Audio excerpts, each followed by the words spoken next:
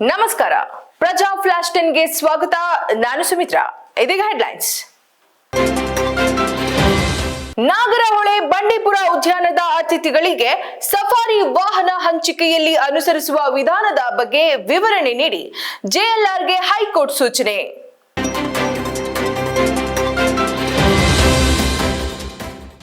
ಶಿಕ್ಷಕರ ನೇಮಕಕ್ಕೆ ಸೆಕ್ಯೂರಿಟಿ ಏಜೆನ್ಸಿಗೆ ಗುತ್ತಿಗೆ, ಆಕ್ರೋಶ ಬೆನ್ನಲ್ಲೇ ಆದೇಶ ಹಿಂಪಡೆದ ಬಿಬಿಎಂಪಿ.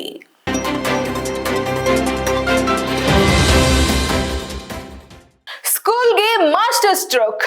ಪ್ರಾಥಮಿಕದಿಂದ ಪಿಯು ವರೆಗೆ 60,000 ಶಿಕ್ಷಕರ ಕೊರತೆ. ಮೊದಲೇ ಸಮರ್ಪಕ ಶಿಕ್ಷಕರಿಲ್ಲ, ಆದರೂ ಪೂರ್ವ ಪ್ರಾಥಮಿಕ ಶುರು.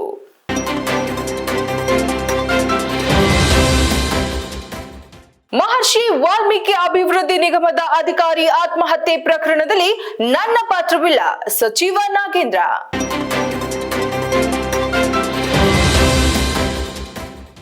Bagalkot acid attack. ಮನೆ ಬಾಗಿಲು ತೆರೆದ ಹಿನ್ನೆಲೆ ವಿವಾಹಿತ ಪ್ರಿಯತಮೆಗೆ ಆಸಿಡ್ ಎರಚಿದ ಪ್ರಿಯಕರ.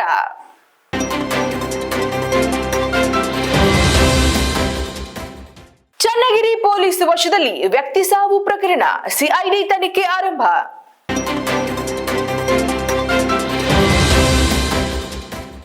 ಪಾಪುವಾ ನ್ಯೂಗಿನಿ ಭೂಕುಸಿತ, 2,000ಕ್ಕೂ ಹೆಚ್ಚು ಮಂದಿ ಸಾವು.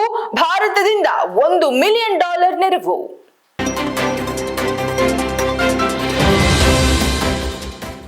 ಮಿಜೋರಾಂನಲ್ಲಿ 22 ಮಂದಿ ಬಲಿ. ರೆಮಲ್ ಚಂಡಮಾರುತ ಅಬ್ಬರ, ಧಾರಾಕಾರ ಮಳೆ. ಕಲ್ಲು ಕ್ವಾರಿಯಲ್ಲಿ ಭಾರೀ ಭೂಕುಸಿತ, ಮಳೆ ಅವಘಡಕ್ಕೆ ಅಸ್ಸಾಂ, ನಾಗಾಲ್ಯಾಂಡ್, ಮೇಘಾಲಯದಲ್ಲಿ ಹಲವು ಮಂದಿ ಸಾವು.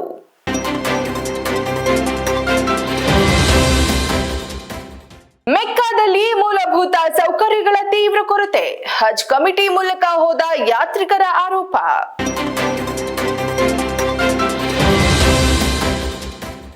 ಗೌತಮ್ ಗಂಭೀರ್ ಭಾರತ ಕ್ರಿಕೆಟ್ ತಂಡಕ್ಕೆ ಮುಂದಿನ ಮುಖ್ಯ ಕೋಚ್ ಆಗಿ ನೇಮಕ ಬಹುತೇಕ ಖಚಿತ.